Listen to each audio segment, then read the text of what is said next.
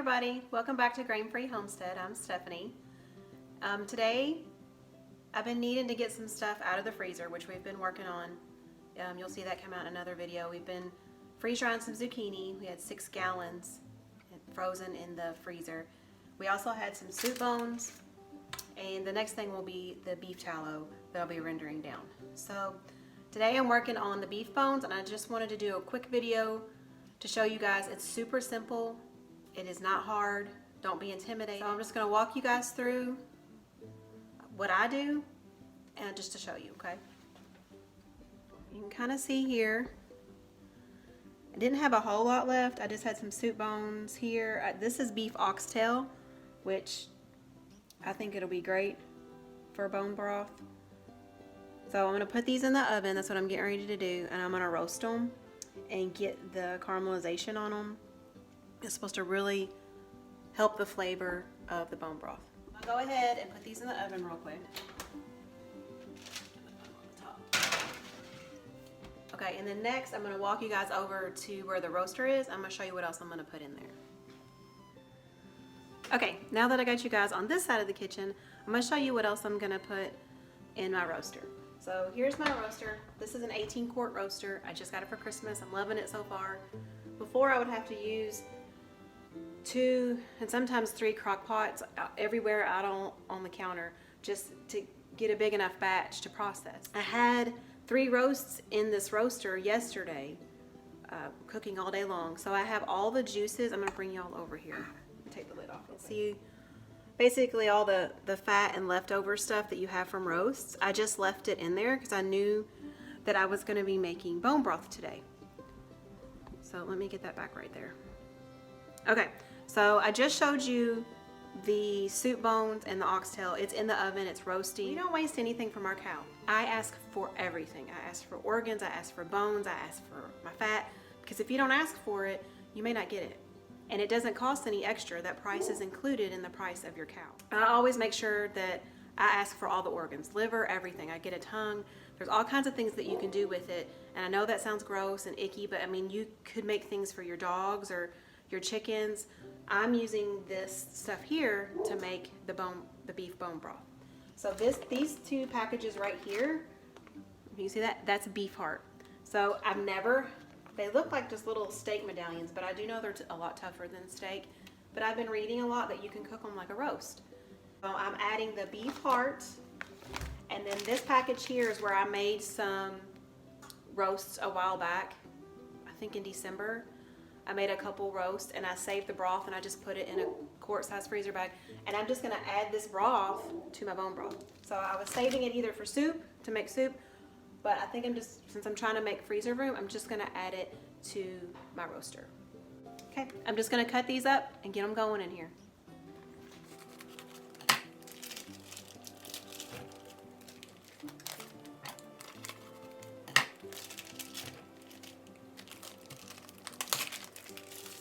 Alrighty guys, all I'm gonna do is add some water to this, add some salt and pepper.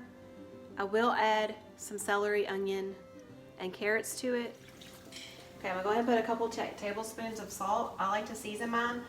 You can make it without salt and then season it when you cook it up later. Don't add quite as much pepper because I'm adding peppercorns to it. So I just add about a tablespoon of the pepper. I don't want it too hot. And then, I don't know, I just get a little handful. Can you see that? I just sprinkle those in there. You could certainly do more if you like that. Okay, so I'm gonna give me a little bit more water, add it to it, and then it's set and go. One of the reasons that I'm doing this is that I love canning in the wintertime, December, January, and February. I like to get everything out of the freezers that I didn't get canned in the summer, just because the garden isn't bringing in all kinds of stuff. Don't write the wintertime off. Wintertime is a great time to get your canning done. And like I said, it heats the house up. It feels good and cozy. It's just a good time to do that. Okay, so honestly, getting those beef bones in the oven did not take nearly as long as I thought it was going to take. I thought it was going to take several hours. So it's only been about 45 minutes or so. They're looking really good. I am probably going to leave them in there for about another 10 minutes or so, but I'm going to show you guys what we're looking for when we get them out of the oven. I don't know if you guys can see it on the camera. but it's getting the real good dark edges to the meat there. Right there too, can you see that? Pull away.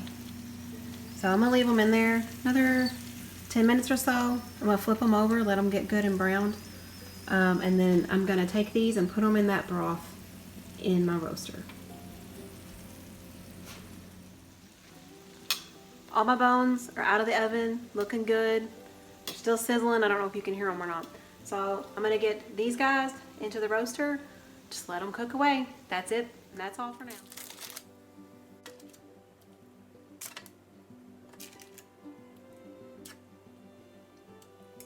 Also, last but not least, I'm gonna add a little bit of vinegar. Not so much for taste, but it helps to draw all the nutrients and good stuff out of those bones for your broth. So I'm just gonna add a couple splashes.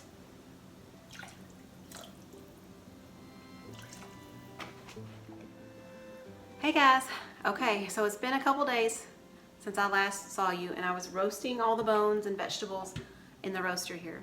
So I've got everything moved over to where my canner is now. I've got jars that are heating up, sanitizing, getting nice and hot in here. So the first step that I like to do is go ahead and start straining the bone broth. This just gets most of the big stuff off. I'm sure there's a million other ways to do it. This is just how it works for me. So I'm gonna start straining all the veggies and bones and things of that nature. I must go ahead and start straining it. So when I have to strain it again to put in my jars, there won't be as much to have to work with.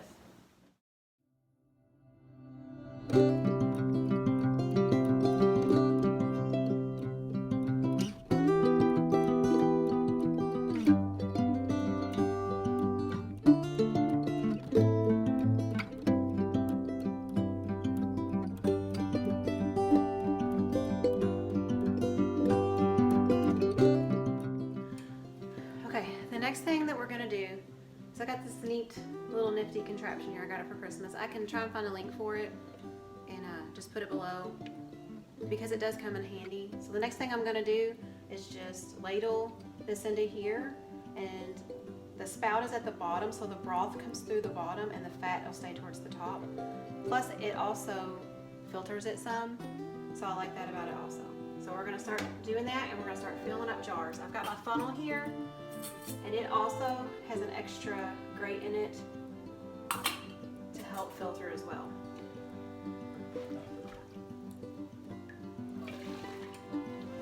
I am left-handed, so if it seems like I'm doing it backwards, that's probably why.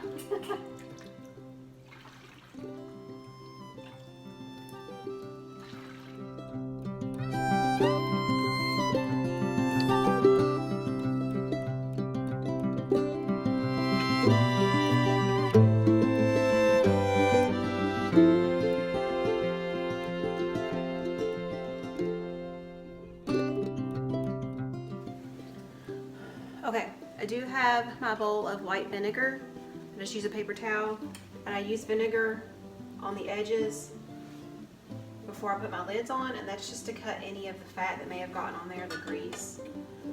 You don't always have to use vinegar, but I've just found it's kind of easier just to go ahead and use the vinegar. Okay, I'm going to top my jars.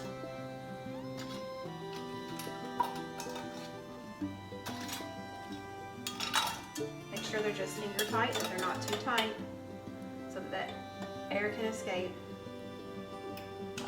I'm going to go ahead and put my jars in the water.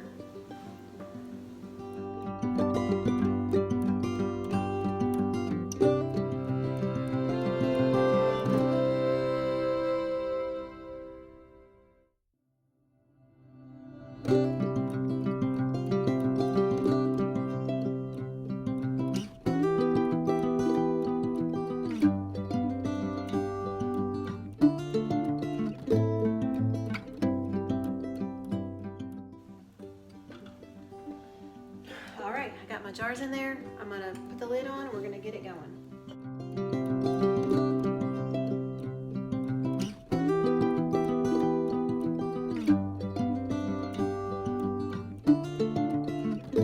Bring up to pressure.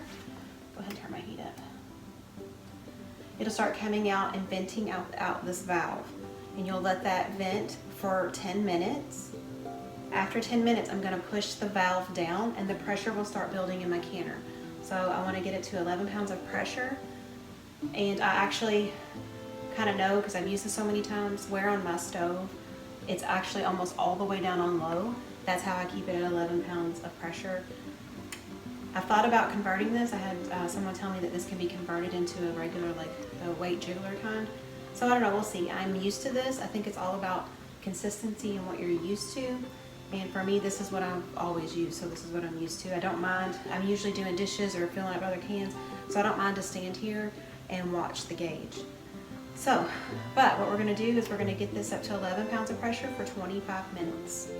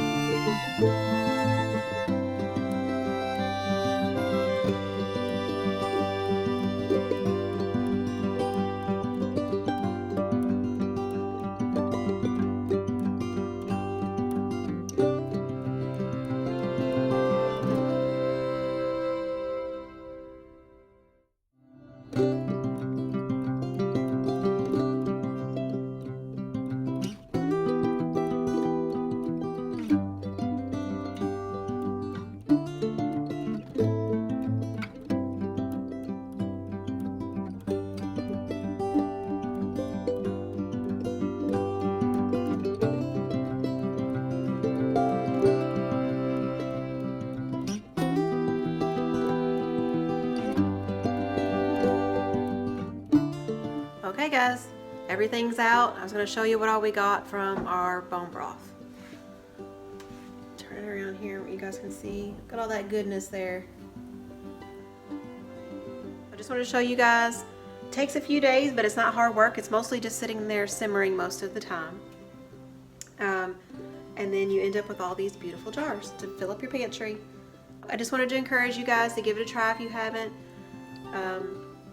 Give pressure canning a try. It's not hard. It can be intimidating, but once you've done it once or twice, it's not really that hard. It's the same as water bath canning. You'll get used to it.